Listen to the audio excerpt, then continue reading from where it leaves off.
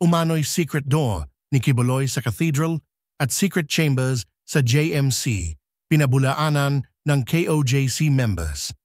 Actual inspection sa inside ng KOJC.